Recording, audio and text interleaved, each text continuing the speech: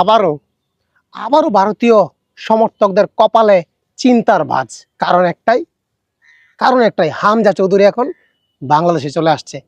25 তারিখে এই দুর্বল ইন্ডিয়ার বিপক্ষেই ফুটবল মাঠে নামবে এই শক্তিশালী বাংলাদেশ। আবার বলতেছি আমি, যেখানে বাঘের বয়স সেখানেই সন্ধ্যা হয়। দেখেন ভাই, এই ভারতীয় ফুটবল ফ্যানরা হোক, ক্রিকেট ফ্যানরা হোক, হাডুডু ফ্যানরা হোক, ক্যারাম বোর্ড ফ্যানরা হোক, যারাই হোক না কেন, এই বাংলাদেশের সাথে লড়তে গেলেই কিন্তু তারা আতঙ্কে থাকে, তারা চিন্তায় থাকে। যেদিন ম্যাচ হবে সেদিন রাতে তো তাদের কোনো ঘুমই হয় না। মনে করেন সকালবেলা বাংলাদেশ ভার্সেস ইন্ডিয়া ম্যাচ, যে কোনো ম্যাচ, ফুটবল, ক্রিকেট, হাডুডু, যে কোনো ম্যাচ, সেদিন ভারতীয় এই যে স্পোর্টস লাভাররা একটাও ঘুমায় না, সারা রাত জাগনো থাকে, সারা রাত জাগনো থাকে। কেন? ওই যে সকালে কি হবে।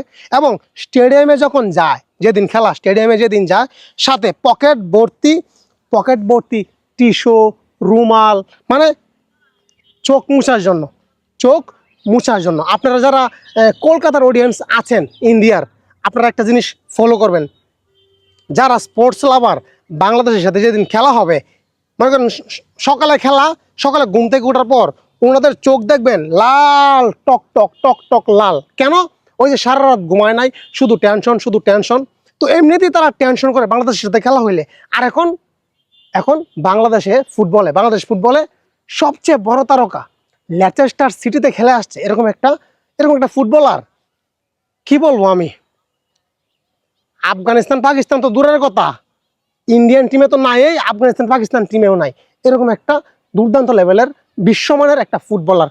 তো এই হামজা চৌধুরীর ভয়ে এখন তাদের গলা শুকিয়ে গেছে, তাদের কপালে চিন্তার ভাঁজ পড়ে গেছে,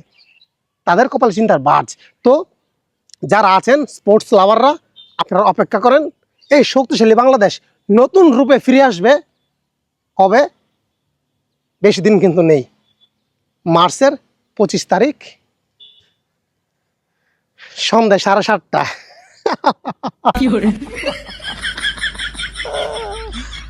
এটাই বাস্তব।